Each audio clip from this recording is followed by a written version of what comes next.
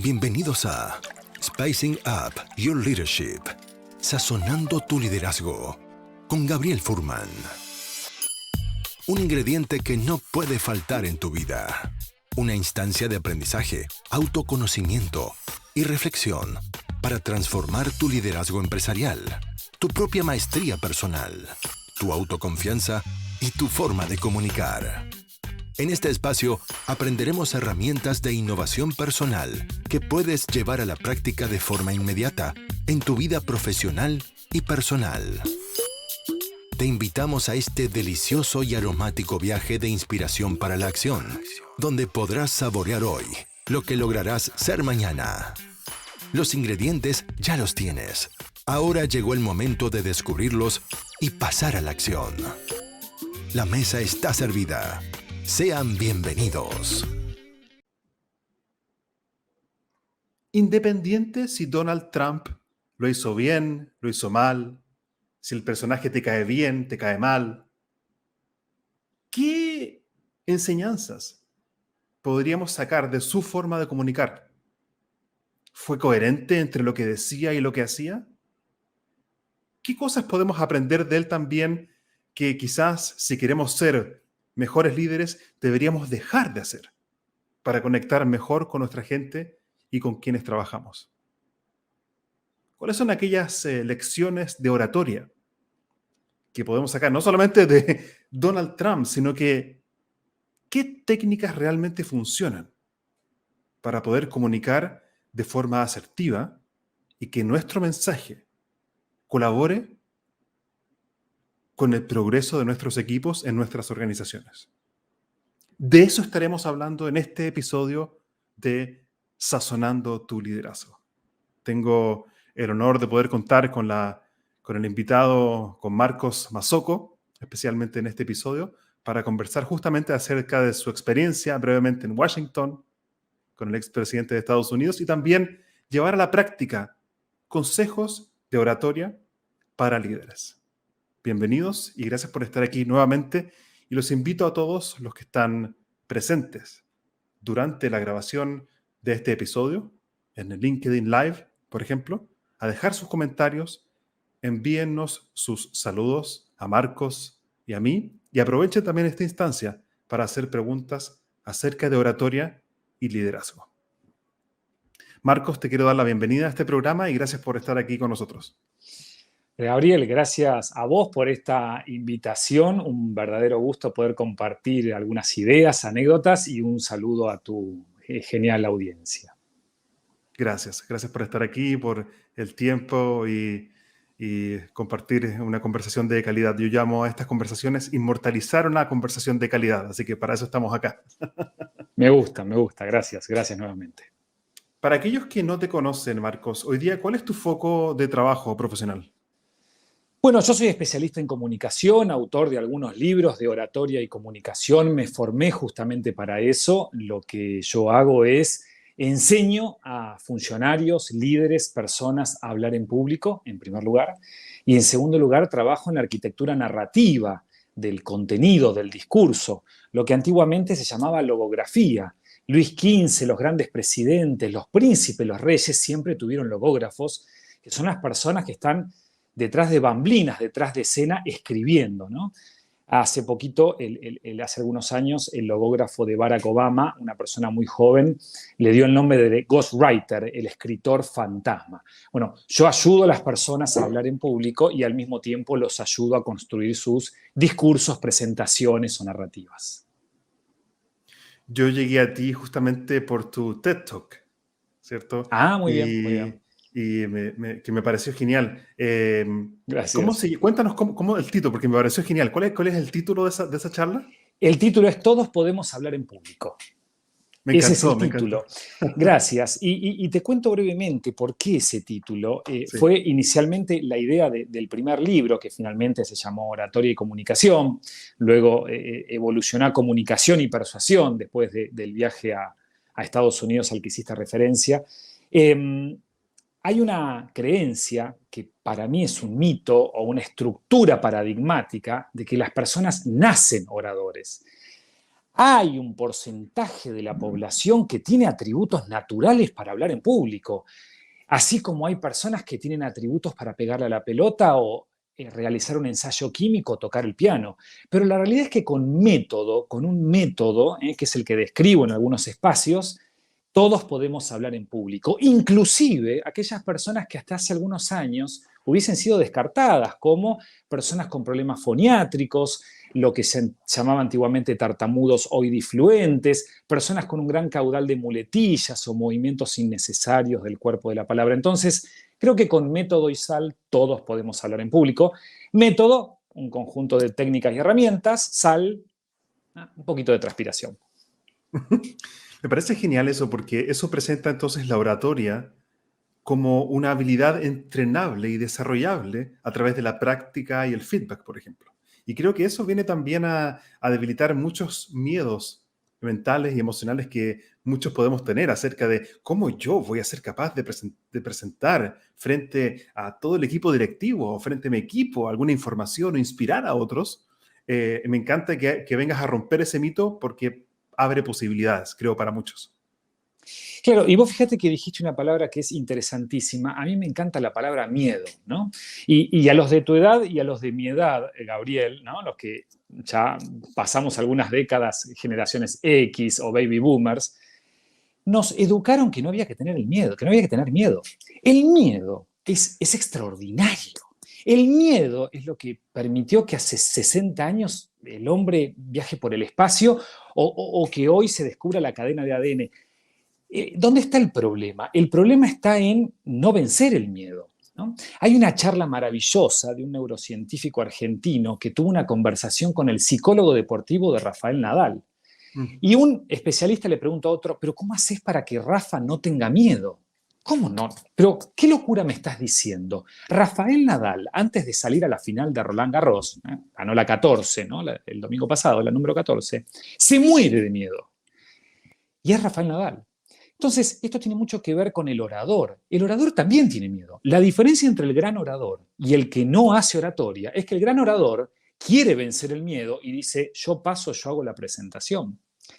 Esto como primer punto. Y el segundo, Gabriel, es los científicos descubrieron o identificaron 180, 190 tipos de miedos, ¿sí? Para hacerlo sencillo, la sinofobia, el miedo a los perros, es uno de los más comunes; la belenofobia, el miedo a las agujas; la claustrofobia, el miedo a los espacios cerrados; y el 40% de la población mundial tiene aerofobia, tensión, angustia o miedo a viajar en avión. El 90%, 88, 89, 90% tiene glosofobia. Es decir que 9 de cada 10 seres humanos sienten angustia, miedo, tensión o pánico a la hora de hablar en público. ¿Y cómo? Bueno, se logra justamente con la idea de enfrentar el miedo, que se trabaja de diferentes maneras, a veces técnica y a veces un poquito más profunda, y con un conjunto de métodos orales, gestuales y metodológicos procedimentales que hacen que mi discurso sea mejor recibido. Me gusta mucho eso, creo que es muy poderoso. Yo justamente en mi libro, que se llama Créete el cuento, que está ahí, Créete el cuento, yo propongo el poder de la acción imperfecta. Ese es como el núcleo del corazón. Y podemos Maravilloso. hablar de eso en otro momento, pero tiene que ver con eso, como con quizás no tenerle miedo al miedo y llevármelo conmigo Exacto, exacto. a accionar. Así que me parece genial y creo que me siento alineado también con tu mensaje.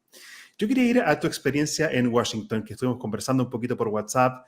En breve, ¿cómo tú llegaste a Washington y a presenciar también la asunción del expresidente Trump?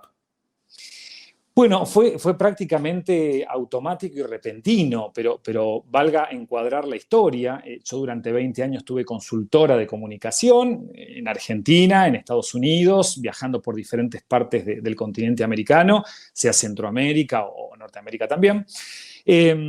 Produjo esta consultora una sociedad en Estados Unidos, en la zona de la Florida, en Coral Gables, y uno de los socios que trabaja ahí, que sigue trabajando, trabajó en el Departamento de Estado de Estados Unidos, inclusive fue cuerpo diplomático en Colombia.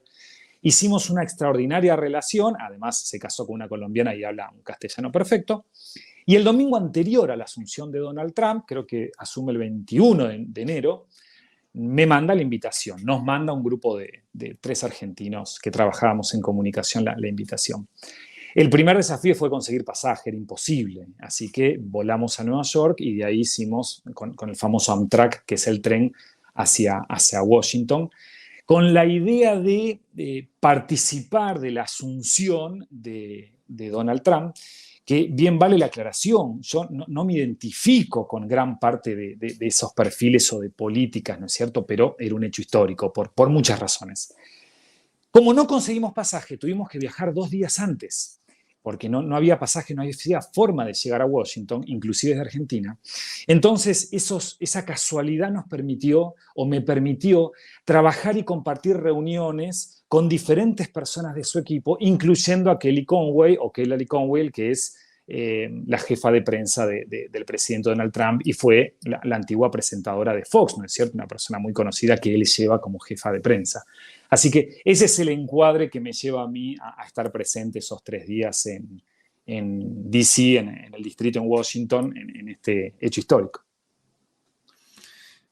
Es interesante que me parece que es un personaje independiente de cuál sea la tendencia política de cada uno. Creo que es un personaje y considero que fue un hecho histórico justamente porque una persona con sus características justamente haya sido presidente de Estados Unidos. Me parece ya notable.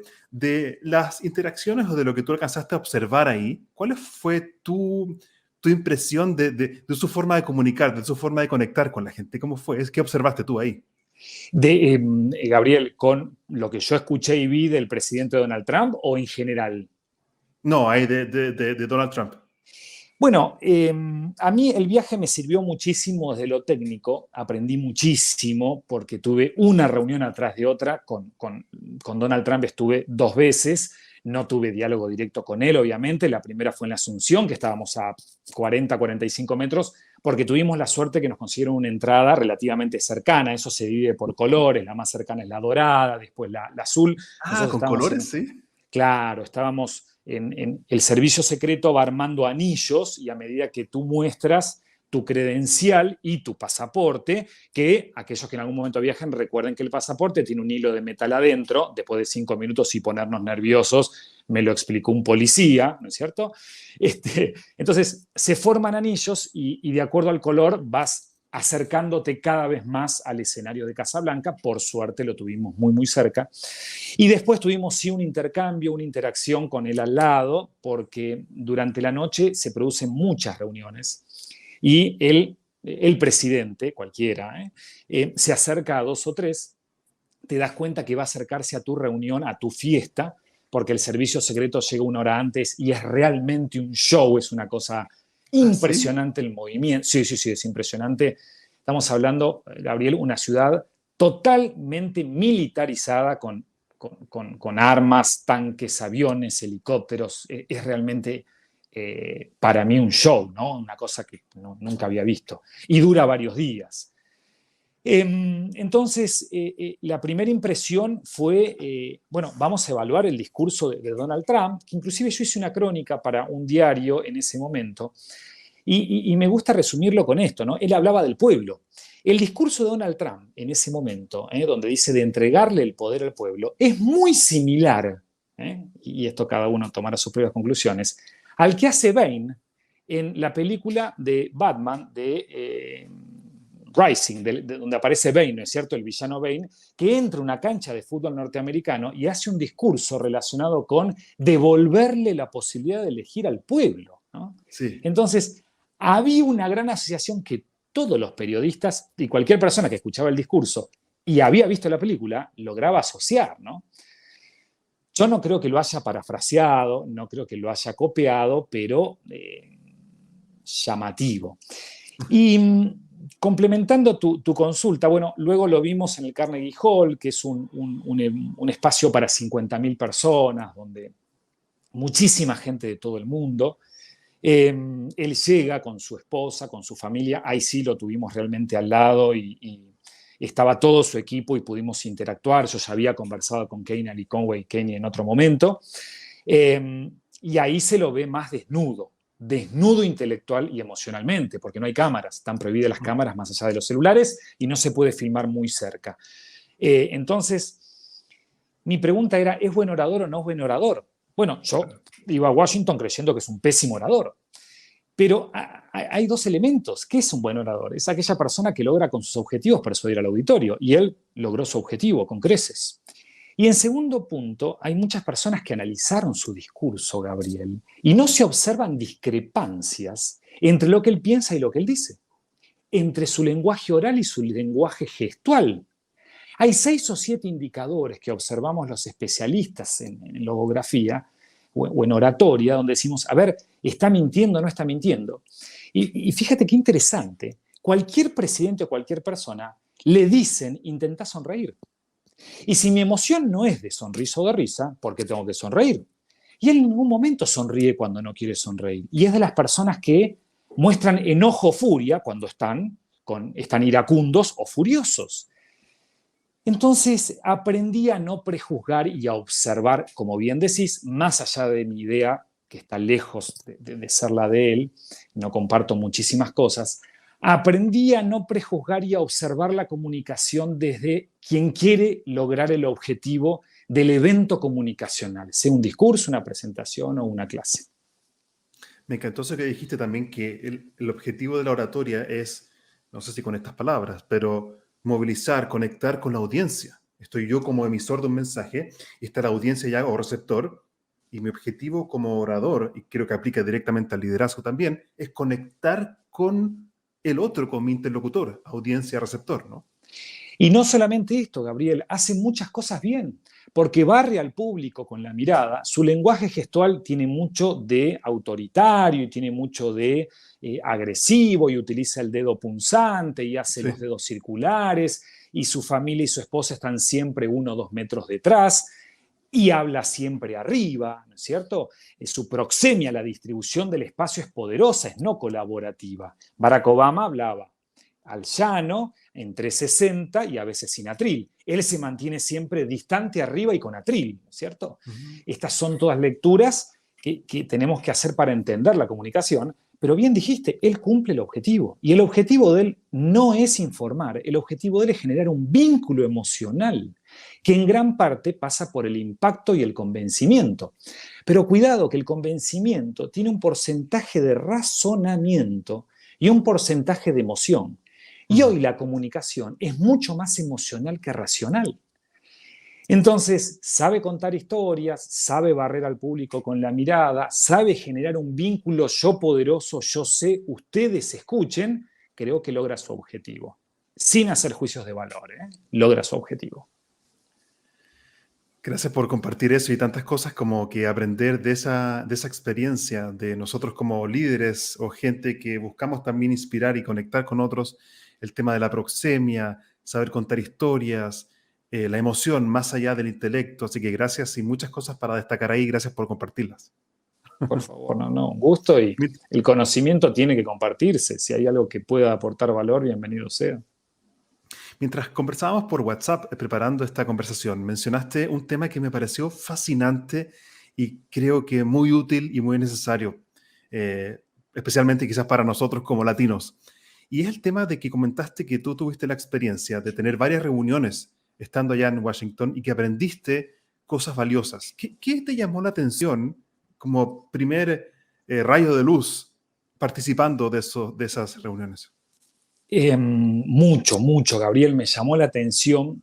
Yo tenía una gran duda. Yo había hecho varios viajes a Estados Unidos por trabajo, por estudio, por turismo. En las épocas pre-pandemia, una vez cada 2 meses, yo estaba en el exterior. Ya mi familia me decía, bueno, dale, volvé. No solamente por Estados Unidos, sino en diferentes lugares. Y yo siempre tenía la duda de qué libros leen ellos, ¿no? Porque uno piensa en productividad, en efectividad, y cuando empecé a conversar con diferentes personas me di cuenta que leen exactamente los mismos libros. Y vos, Gabriel, sabés que el cerebro de los seres humanos es exactamente el mismo. Somos una raza, y desde hace 450.000 años, desde que en el Kilimanjaro, Lucy, la primer madre, dijo, voy a ser un Homo sapiens, o los científicos después determinaron eso, somos iguales. Entonces, yo digo, si la teoría es la misma, ¿en qué uno puede tomar ejemplo, no es cierto? Y yo pensaba en los hábitos, y ahí está. En esos 3 días entre Washington y Nueva York y en otros momentos, hay en todo Washington, inclusive la capacidad hotelera se agota, multiplican los precios por 8, por 9, todo es caro, todo es Wow. complejo. Nosotros conseguimos por un conocido una habitación de una persona que trabajaba en la ONU, pero si no hubiese sido imposible. Y Washington es una ciudad muy difícil porque es la ciudad con mayor cantidad de sin techos de Estados Unidos, ¿no? Es la ciudad con mayor proporción de homeless. Y una ciudad muy fría, por cierto. Entonces, hay constantemente reuniones y mitines y te invitan, y una reunión con gente de Guatemala y con gente de México y con gente de... Y yo observaba que las reuniones tienen un foco impresionante, ¿no? Si la reunión es para compartir una cerveza a las 6, 7 de la tarde, poco se habla de trabajo y es impresionante cómo caen los prejuicios, caen. A mí una persona me dijo, un indio, después me enteré que era indio, hablaba muy bien inglés, me dijo, ¿vos sabés quién es Messi? Y yo como argentino, ¿no? Te imaginás, Gabriel, ¿no es cierto? Me Sí. agrandé, ¿no? Pero por supuesto. ¿Y vos sabés dónde vive Messi? Pero por supuesto. ¿Y vos sabés dónde nació Messi? Claro que sí. ¿Y cuál es la dirección de la casa de los padres? Y me dijo, Mitre 323 en Rosario, y me empieza a contar la historia de Messi. Claro, ahí yo digo, son ciudadanos globales, son personas que están totalmente abiertos al aprendizaje, a la escucha. Y en una de esas reuniones, no informal, sino formal, de trabajo puntual, que había varios funcionarios de segunda línea del gobierno, yo observo que ellos llegan y en 10 minutos habían trabajado 2, 3 temas. Y después otra reunión, y en 30 minutos 4 o 5 temas. Gabriel, no preguntan por el clima, por Boca, por Universidad Católica, no preguntan absolutamente nada, van al foco. Y otra de las cosas que me llamó la atención es que no hablan por hablar. Obviamente que eran reuniones importantes, yo estaba solo como observador, no podía conversar, inclusive mi posición era en una segunda línea en muchas de ellas. No hay blablismo. El blablismo es un vicio lingüístico muy común en los argentinos y en latinoamericanos, de bla bla, de hablar por hablar. ¿De qué? Entonces, Justo, cuando justo ahí se cortó. ¿Qué es lo que es el blabismo? ¿Blabismo? blablismo, hay 20, 22 vicios lingüísticos en los idiomas occidentales, sobre todo en el castellano. El comoqueísmo, el dequeísmo, ¿no? El comoqueísmo se dice cuando una persona dice como que, no tiene claro el qué. Cuando una persona comoqueiza, no tiene claro los argumentos. Entonces se viene algún tipo de seducción o chamullo, como decimos en Argentina. Entonces, los vicios lingüísticos son falencias orales o escritas que dificultan la precisión de la comunicación. Un buen orador no tiene muletillas, un buen orador no tiene vicios lingüísticos. Entonces, ninguna de las personas presentes volvía a hablar para decir, sí, yo estoy de acuerdo. ¿Me explico? Mm. Eran como directrices comunicacionales. Claro, entonces en 8 o 10 minutos se planteaba un argumento, se discutía, cada uno opinaba y nadie volvía a decir estoy de acuerdo, no, pero que eso me sorprendió mucho, Gabriel. Cómo optimizan las reuniones. Claro, y yo digo, ahora esto fue prepandemia. Ahora entiendo cómo una persona hace 10, 12 reuniones en un día. Ya lo entendí. No hablan de fútbol, no hablan del clima, no quieren arreglar el mundo, hacen foco y a otra cosa. Por supuesto que después viene la cerveza que se arregla el mundo, ¿no es cierto? Está bueno, como un tiempo y espacios para cada cosa. En el trabajo, entonces, la reunión es enfocada y también hay espacios para tomar una Sí. cerveza y hablar de otras cosas. Me parece eso sano. Y si hacemos doble clic en el tema de las reuniones enfocadas, em, y ver, yo he visto mucho eso que tú mencionas, el tema del blablismo, o yo lo podría llamar blablismo. Tal cual. Y falta de foco en las reuniones. Mucha gente quiere tener reuniones más efectivas, pero muchas veces no hay un foco claro. ¿Y cómo, de lo que tú viste o de lo que has aprendido en el tiempo, cómo se puede tener entonces una reunión más enfocada? Bueno, en primer lugar, yo observé un gran respeto por la metodología. Esto, Gabriel, vos lo sabés, hay muchas organizaciones, empresas, organismos de gobierno que en la sala de reuniones tienen varios paso a paso de venga con un objetivo, respete el tiempo, si habla una vez, no hable. Hay un protocolo. Entonces, en primer lugar, se respeta el protocolo.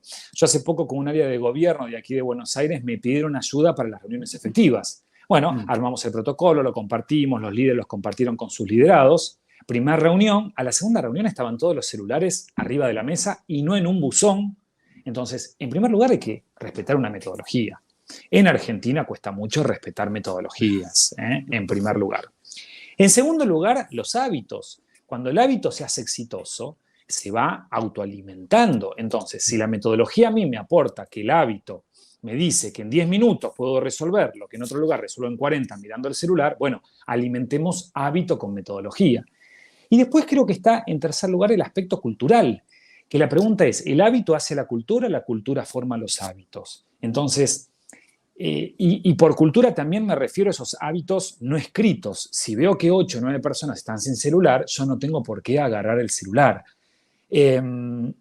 Hay una, por supuesto, no me quiero meter en política, pero estamos hablando del espacio ¿no? Capitalismo puro, pero hay una prioridad por respetar los tiempos ajenos y que el día sea productivo, que el día sea... Respetar, dijiste, perdón, ¿respetar qué? Los tiempos productivos, respetar los tiempos productivos. Nos juntamos a comer y a arreglar el mundo. Perfecto, hagámoslo. Nos juntamos a trabajar. Solo se habla de trabajo, nadie habla por hablar, no hay blablismo, no hay redundancias.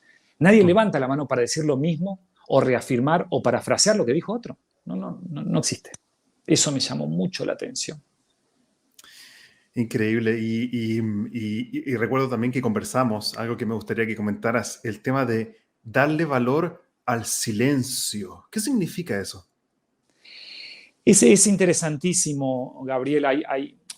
Tu auditorio no va a querer escuchar tantas anécdotas. Hay muchísimas anécdotas sobre gobernantes que gobernaron con silencio, ¿no es cierto? Uno de ellos fue Guillermo el Taciturno, el abuelo del abuelo del abuelo del actual príncipe de Holanda, hoy Países Bajos, ¿no es cierto? Cercano a la Argentina porque está casado con Máxima, ¿no es cierto? Sorriagueta. Él gobernaba con silencios. Gabriel, sin entrar en tecnicismos, la comunicación es el vehículo del lenguaje, de la conducta. Nos comunicamos como hablamos, y hablamos como somos. Lo interesante de este concepto, que parece muy sencillo, es que no nos comunicamos como no somos, ¿no? Por eso cuando dicen, vos tenés que hacer tal cosa, no, vamos a intentar encontrar tus atributos y poder limarlos, mejorarlos, si no, hay una artificialidad en la comunicación. Y la comunicación se construye con 3 ladrillos, con palabras, con gestos y con no palabras sino gestos, llamados silencios. ¿Qué es esto, Gabriel? Esto. Todos los que estamos casados sabemos que la mirada silenciosa de una esposa de esta manera comunica muchísimo, ¿cierto? Sí. Yo en mi caso empiezo a pensar, aniversario, cumpleaños, ¿qué me olvidé? El primer beso, ¿no? Es decir, hay una carga simbólica, o sea, tiene identificación el silencio. Yo creo que el argentino o muchos latinoamericanos no entendemos que el silencio transmite emociones, que el silencio refuerza argumentos, que el silencio invita a pensar. Entonces, erróneamente, muchos oradores caen en el tercer gran error de la lingüística, que es primero las muletillas y, en segundo lugar, los vicios lingüísticos, blablismo, redundancia, vulgarismos, extranjerismos, dequeísmos, comoqueísmos. Y en tercer lugar, es liberar dopamina. La dopamina es una hormona similar a la endorfina, que es la que nos produce bienestar cuando estamos con amigos, ¿no? Cuando estamos enamorados se produce endorfina. Y cuando estamos con bienestar se produce dopamina. La dopamina tiene una gran desventaja, que es que anula los relojes biológicos del cuerpo. Entonces, el orador que libera dopamina, ¿no? Está hablando, enamorado del tono de su voz, y no se dio cuenta que esto tendría que haber terminado hace rato, o que tendría que haber habido un cierre parcial, o que tendría que haber combinado sus argumentos y refuerzos con pausas para que el público piense, para que el público sienta. Si yo le cuento un cuento a mi hijo, tiene que haber pausas y impactos silábicos para que ese mensaje construya sentido en su cabeza, lo recepcione con mayor sentido. Si no, soy monologante y monocordante. La pausa es lo que le da sentido a las palabras y la pausa es lo que hace que una persona sea más interesante. Me encanta eso porque siento que en la pausa también es una forma de comunicar. Y lo que dices tú, que me parece genial, hablamos en gran medida para ser escuchados. Entonces, si no doy un silencio, ¿cuándo realmente el mensaje que emití está siendo procesado por el otro? Exacto, Y quizás exacto. también preguntar, yo creo que la pausa, la pausa y el silencio, que son lo mismo, y aprender a indagar y preguntar también por, a ver, ¿qué piensas tú de lo que yo estoy diciendo? También puede abrir posibilidades en un contexto de liderazgo y oratoria profesional. Gabriel, la mayoría de los líderes consideran que el liderazgo se ejerce a través de la palabra. Y es una respuesta erróneamente semántica o acertada. ¿Qué significa esto? Yo tengo que hablar para liderar. Bueno, sí, la realidad es que hasta la década del 80, sí. En el momento en que el poder era información, sí. Un médico se iba a un congreso de cirugía a Chicago en el año 82 y traía la información y era distribuida a sus residentes o a sus colegas por la persona poderosa que fue invitada y tiene la información. ¿A quién se le ocurre hoy viajar 10.000 kilómetros para obtener información? Entonces, la información no sirve. La información es un commodity. Los aparatitos que tenemos a unos pocos dólares nos sirven para obtener toda la información que vos sabés, Gabriel, y que sé yo, toda. Sí. La pregunta del millón es, ¿qué valor te voy a dar fuera de la información? Y gran parte de esa respuesta está en lo que te hago sentir, en una historia, en la pregunta, en el cómo te invito a participar o a pensar. La docencia, inclusive primaria, universitaria y secundaria, está cambiando hacia experiencias participantes en donde el diálogo reemplace al monólogo. Y pensemos los 2 segundos. Monólogo significa mono uno, logo, gráfico, esquema, discurso. Un discurso. Diálogo, día, significa a través de. El diálogo es una conversación a través del otro. Entonces, cuando yo hago pausas, cuando yo pregunto, cuando yo aprendo a esperar, se empieza a transformar ese intercambio y el monólogo se transforma en una conversación de un diálogo. Y Gabriel, siempre hablar con es mucho más efectivo que hablar a. ¡Wow! Hablar con, yo lo entiendo como hablar con el otro. Claro, Traer a mi interlocutor a esta danza de reflexión emocional también, porque lo que tú dices es tan cierto y me deja tan como emocionado y me confirma la importancia de que hoy la información está disponible para el que quiera. Hoy día la información no falta. Yo creo que el desafío hoy de los líderes no es la información, sino que la transformación y cómo claro, pasar del saber al hacer. exactamente. Exactamente, y vos dijiste una palabra que es interesante. ¿Qué significa conversar? ¿No? Conversar y dialogar están muy cerca, es un formalismo, pero conversar significa hacer que las cosas sucedan, porque conversar viene de convertir, de transformar, vos mismo los dijiste. Y aquí viene la parte donde alguna persona me dice en algún encuentro o en este momento puede llegar a estar pensando, sí, Marcos, pero esa conversación se puede dar en un proceso dialógico de 1 a 3, 4, 10 personas, es decir, en una mesa imperial o en una mesa en herradura o en un aula con pocas personas. ¿Cómo voy a hacer yo conversar como orador en un auditorio, yo detrás de un atril a 100? También se puede hacer conversar. Hay diferentes técnicas para conversar a través de la pausa. Hacer preguntas retóricas, hacer preguntas reflexivas. Nadie puede hacer participar ni al 10% de un auditorio de 100 personas. Pero la predisposición, la actitud, genera cambios metodológicos que hacen que yo prepare mi presentación para que conversemos emocionalmente en lugar de que vos distribuyas contenidos de manera bancaria. Esto es, depositando contenidos en el cerebro del otro. No funciona. Mm. Porque yo ya sé que puedo conseguir la información yo solo, tomándome un mate, un café en casa. Entonces, la pregunta del millón es, si vos me vas a dar información, ¿para qué crucé todo Buenos Aires o Santiago en auto, con lluvia? ¿Qué valor me vas a dar vos a este espacio comunicativo? Preguntas, participaciones, reflexiones, soluciones, técnicas o qué. Información no quiero. No me Mm. sirve, yo la tengo. Y creo que acá hay un mensaje poderoso para todos aquellos que tienen personas a cargo y lideran, es la pregunta que nos acaba de regalar Marcos, que tú nos acabas de decir, es decir, o sea, esa información no puede ser solamente información ya.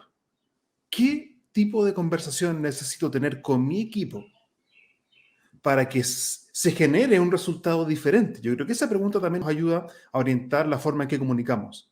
¿De qué forma necesito comunicar para que esto deje de ser solo información y genere acciones que generen resultados? Totalmente. Las palabras, hay algo muy importante que vos estás diciendo, Gabriel, y sin entrar en tecnicismos, en academicismos.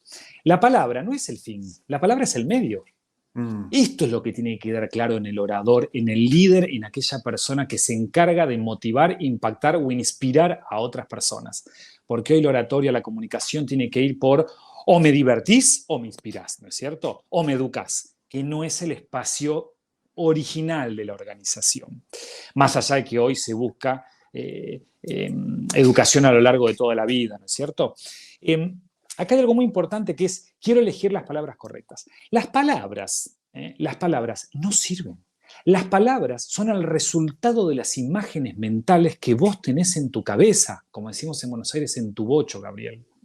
Si yo te digo mesa a vos o a cualquier oyente, piensan en una mesa de color madera, con 4 patas, para 6 personas, para compartir una mesa.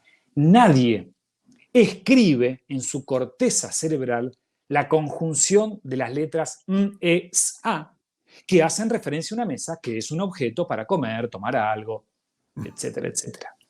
Entonces, muchas veces las personas dicen, me quedo sin palabras. Lo que no tenés son imágenes mentales. No está clara la foto en tu cerebro. Corteza frontal, corteza superior, palabra, aparato foniátrico, dibujo de mesa, mesa. El otro escucha, mesa, y dibuja una mesa en su cabeza.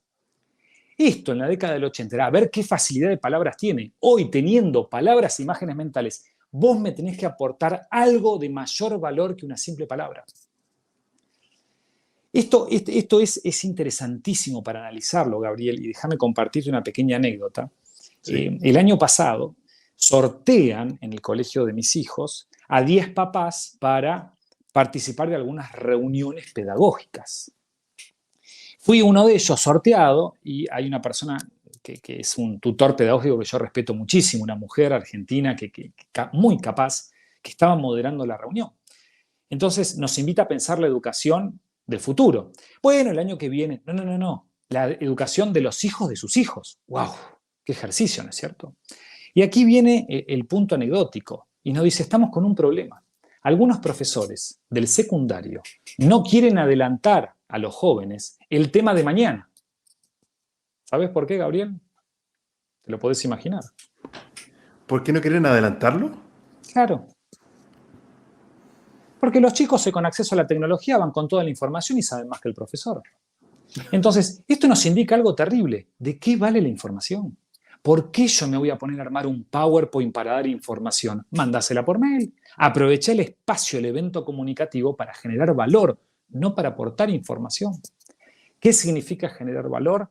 Técnicas, tips, conclusiones, participaciones o coparticipaciones entre ellos. Eso genera valor. Gracias por compartir esa anécdota. Y también recordé algo que ocurrió en nuestra conversación por WhatsApp en un momento al principio, cuando comenzamos hablando por WhatsApp para coordinar esto. Yo te mandé un mensaje, creo algo así, y tú me mandaste luego un audio. Me dijiste, mire, te quiero mandar un audio para humanizar esta conversación, me dijiste. Me quedó grabado eso. ¿Qué?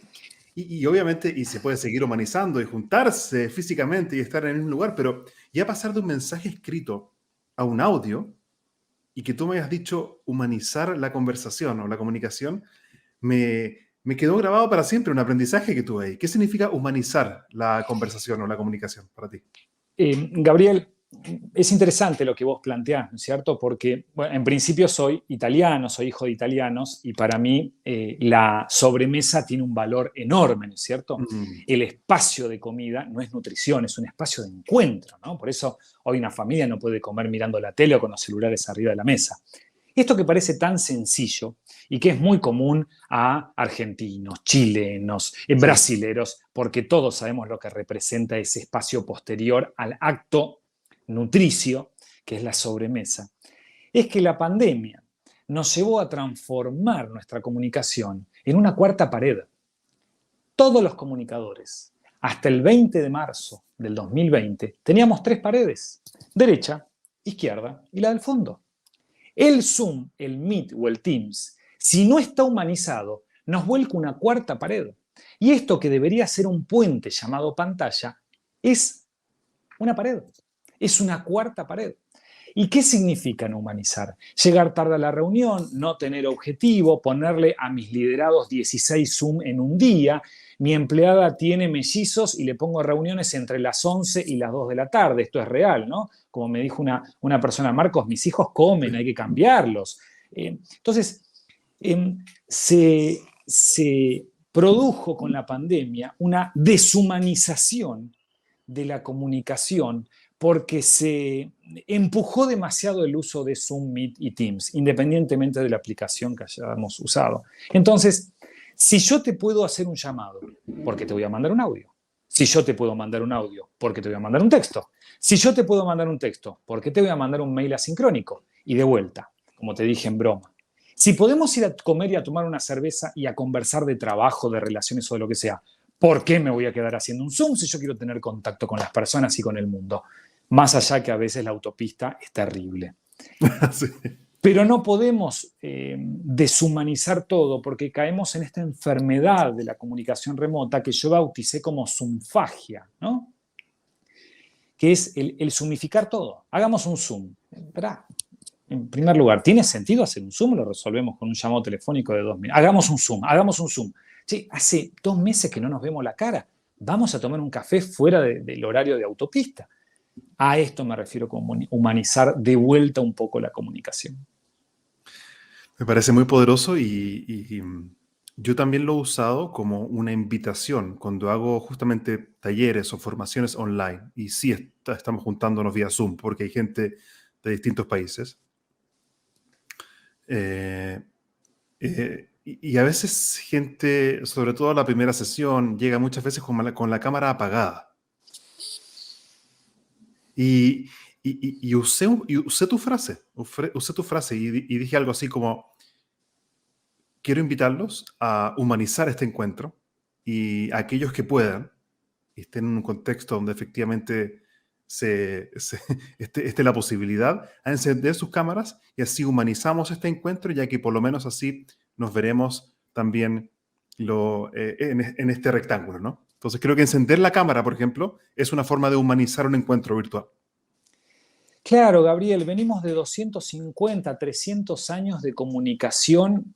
La educación, la comunicación nuestra, la laboral, la de las organizaciones, está originada en la escuela. Una Sí. persona parada poderosa que distribuye contenidos, ¿no? Es la educación jesuita o la educación que se estableció en el 1700 en Sudamérica, prácticamente en todos los países. Y llevamos solo 2 años de comunicación remota. Entonces son 3 siglos de paradigma contra 2 años de comunicación remota. Tenemos que reaprender a comunicarnos. ¿Y qué podemos hacer como líderes de comunicación, Gabriel? Bueno, 5 minutos antes poner un protocolo de actuación.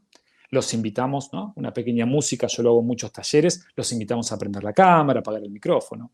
Si yo soy el orador, no soy Mick Jagger, no entro 9 y 5, entro 9 menos 2 y doy la bienvenida a los asistentes. A las 9 hago una apertura y esperamos a los rezagados. Y pregunto: Gabriel, ¿cómo estás? Carlos, ¿cómo estás? ¿Cómo va todo?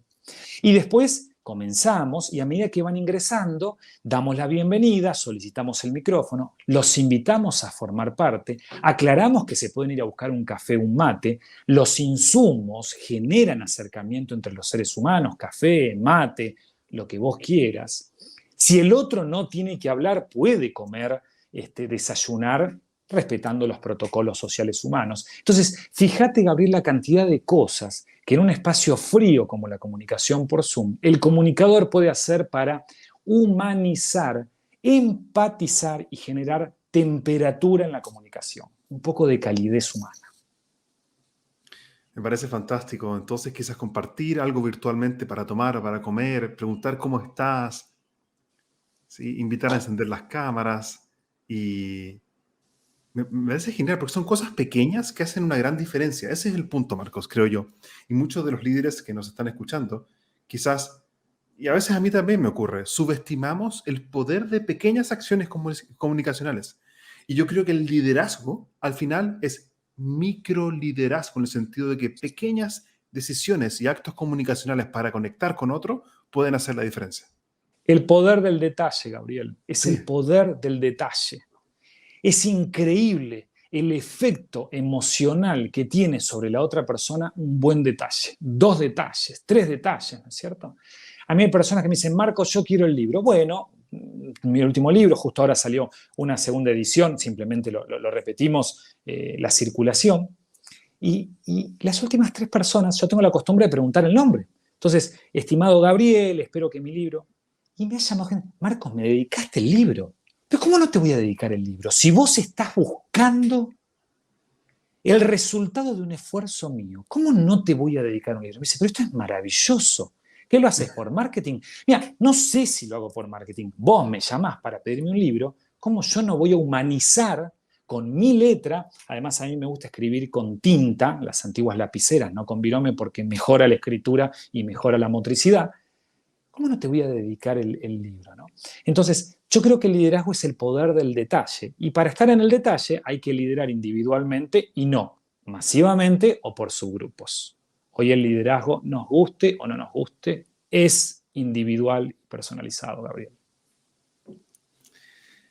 quisiera ir cerrando esta conversación que obviamente podría seguir por tanto tiempo más. El tema de la oratoria, la comunicación y el liderazgo son temas que no solamente son muy amplios, sino que además me apasionan mucho y creo que a ambos, entonces podríamos hablar así sin parar, pero voy a respetar Sí, también la pausa. Y creo que eso también hay un punto importante, aprender a concluir, aprender a poner un punto al final de las frases. Yo conozco gente que a veces habla sin parar y como no tiene un punto, no hace un punto aparte, no hace una coma, en ningún momento existe la posibilidad de que yo también pueda entrar en la fiesta. exactamente. Y vos fíjate que la gramática lo tiene, pero la oralidad Sí, no. La gramática tiene 17 signos de puntuación, 7 que utilizamos habitualmente, punto, 2 puntos, coma. ¿Qué son los signos de puntuación en la comunicación escrita? Pausas, algunas pequeñas, como la coma, y otras más extensas, como el punto y aparte, o el punto final. Los oradores creen que verbalismo o dicción o aceleración es sinónimo de efectividad. Es un gran error. Un orador que no para de hablar es lo mismo que un Fórmula 1 sin frenos ni amortiguación. Sale por la recta, pero espectacular. Pero allá adelante hay que doblar y hay que frenar, Gabriel. Esas son las pausas. Esos son los espacios para callar. Tenemos que aprender a callar, a hacer pausas, a que participe el otro. Eso es liderazgo también. lo considero muy poderoso sabes, yo creo que el desafío es darme cuenta de que quizás estoy cayendo en el bla blavismo, pero quizás no soy consciente de eso. Y desde mi perspectiva, Marcos, no hay posibilidad de Claro, cambio sin conciencia de que hay algo que puedo cambiar. totalmente, Entonces, totalmente. desde mi perspectiva, trabajando con líderes también ya casi 15 años, para observar, para cambiar necesito observarme, porque el ojo no puede verse a sí mismo, a menos que esté frente a un espejo. Y necesitamos Exacto. un espejo, alguien que nos dé feedback. Y por lo tanto, creo que mi llamado, junto contigo, aprovechando tu presencia acá, es también, en el contexto de la oratoria y el liderazgo, es aprender a pedir feedback para observar lo que quizás no podríamos observar sin una mirada de un ojo externo. Fíjate que es una pregunta, ¿no? Lo que vos estás diciendo es que un CEO, un líder, un jefe administrativo diga, ¿qué te parece? A una persona de confianza, ¿no? Claro, ¿Qué te parece? Vos sabés que yo trabajo mucho con políticos, ¿no? Y yo a sí, veces les digo a ellos, vos me pagás para que yo te diga la verdad, pero no me podés decir que estuve tan mal. Mi función es decirte la verdad, ¿no es cierto? Entonces, esto es importante. ¿Qué te parece? ¿Qué te pareció? ¿Cómo me viste? Mal, muy mal. ¿Qué podemos hacer para cambiarlo? Si un líder no tiene, no estudia, no lee, no escucha, trabaja todo el día y no tiene espacios para la mejora, es muy difícil. Déjame compartir muy cortito, Gabriel, porque a mí me gusta mucho, ¿no? El cuento del hachero, tal vez vos lo ubicás. El no, hachero en no, ¿de quién, Argentina, perdón? del hachero, hacha, ¿no? Del Ah, hachero. a ver cuál es. En el norte argentino, sobre todo en el Chaco argentino, Chaco, Corrientes, en la zona de bosques, donde sale el quebracho, la función del hachero era muy común. Cada vez más por la industrialización se pierde, pero el oficio de hachero era muy común, ¿cierto? Entonces, un patrón contrata a un hachero que estaba maravillado porque bajaba, podaba, talaba, mejor dicho, 20 árboles por día, ¿no? Entonces, el primer día va a trabajar, deja a la familia, le da un beso al hijo, y el señor hachero 19 árboles. Bueno, debe estar nervioso por el primer día. Al segundo día, 16 árboles. Bueno, qué llamativo, ¿no? Debe estar aún con cierta premura. A los 7 días, 4 árboles. Y él podaba 20 árboles. Entonces la producción del patrón empezó a bajar. Bueno, a los 15 días transpiró muchísimo para poder talar un árbol, ¿no? Entonces el patrón que lo observaba, lo escuchaba, se acerca y le dice, bueno, pero ¿qué te pasa, señor hachero? No sé, realmente no encuentro la respuesta. Y lo mira y le pregunta, ¿hace cuánto que no afilás el hacha? Y de esto se trata, de afilar el hacha. ¿Hace cuánto que no parás a escucharte, a leer algo diferente, a preguntar qué pasa, cómo me ves? Bueno, esos son los grandes líderes, ¿no? Los que frenan y afilan el hacha. Me parece notable y creo que para atrevernos a preguntar cómo me ves, eso requiere valentía y coraje, creo yo, Marcos, porque implica Claro, también estar abierto a ver lo que no veo de mí. Y eso requiere mucho coraje y valentía, y por lo tanto creo que es un ingrediente esencial del liderazgo. Yo claro que quería ir sí. cerrando esta conversación contigo, Marcos, y con la siguiente pregunta. Para aquellos que quieren saber más acerca de tu trabajo, de tus libros, de tus programas, ¿cómo pueden llegar a ti? Bueno, por suerte, Gabriel, existen las redes sociales, ¿no es cierto? Así que mi página es www.marcosmazzocco, bien italiano, con doble Z y doble C.com.ar. Trabajo muchísimo por LinkedIn, es el canal laboral que yo más utilizo, lo mismo, Marcos Mazzocco, con doble Z y doble C. Y en Instagram es exactamente lo mismo, un poco más familiar, un poco más de vacacional, pero también me pueden contactar por ahí. Twitter tengo, no lo utilizo mucho, es @mazzocomarcos, porque no entiendo ese diálogo no lo entiendo realmente, no me gusta Yo tampoco, yo no estoy ahí tampoco. generar contrastes o polarizaciones o Sí. tanta bronca ahí, así que prefiero canales un poco más pacíficos. Y también está tu charla TED, ¿no? Y hay una charla TED ahí en YouTube que fue extraordinaria, la experiencia muy bonita, donde cuento justamente cómo se puede hablar en público y que todos podemos hacerlo. Sí, sí. Me parece genial. ¿Cómo te gustaría cerrar esta conversación, Marcos? Bueno, es interesante y vos sabés que lo pensé, ¿no? Porque nuestro eh, motivo de encuentro es la comunicación. Y a mí me está pasando algo últimamente con la comunicación, más aún post pandemia, con esta deshumanización de la comunicación, que es que la comunicación es la palabra más común en todas las organizaciones. Es la más comentada por recursos humanos, es la más comentada por un consultor, o tenemos que comunicarnos bien, pero es la menos aplicada. La comunicación está en las palabras, pero no está ni en las manos, ni en la cabeza, ni en el corazón. Y yo creo que cuando un líder pone en prioridad la comunicación, los vínculos mejoran, y cuando los vínculos mejoran, negocios, relaciones, sociedades, todo mejora. Así que creo que la comunicación es una extraordinaria manera de hacer mucho mejor las cosas. Genial, fantástico. Yo quería cerrar esta conversación con un lindo mensaje que nos deja Mónica Madueño. Dice, estoy impresionada con todo lo maravilloso que estoy escuchando. Y quería agradecerte, Mónica, a ti y creo que es una buena forma de cerrar. Bueno, muchas gracias Mónica por tus palabras y muchísimas gracias Gabriel por Ah, esta convocatoria y este espacio. Poder compartir lo que vamos aprendiendo es la mejor manera de disfrutarlo y es la mejor manera de poder ir aprendiendo aún más. Así que a compartir este tipo de encuentros. Es una forma de educarnos y es vital para ustedes, para mí, para todos, seguir aprendiendo. Gracias por tu tiempo y compartir tu sabiduría y experiencia con nosotros, Marcos. Gracias, Gabriel. Saludos. Chao. Gracias a todos por habernos acompañado en un episodio más de este podcast. Todos estos episodios están grabados y están disponibles en mi canal de YouTube. Primero, si van a YouTube y me buscan por mi nombre, Gabriel Furman, encontrarán ahí ya los casi 120 episodios grabados con invitados de lujo, entregando herramientas prácticas de liderazgo pragmático, comunicación y trabajo en equipo para que lo puedas aplicar hoy en tu lugar de trabajo. Me despido con mucho cariño y deseo que pronto podamos estar juntos y seguir aprendiendo en un nuevo episodio de este podcast. Hasta aquí llegamos por hoy con otro capítulo de Spicing Up Your Leadership, sazonando tu liderazgo con Gabriel Furman. Encuentra más material sobre este y otros temas en nuestras redes sociales, en LinkedIn y Facebook como Gabriel Furman.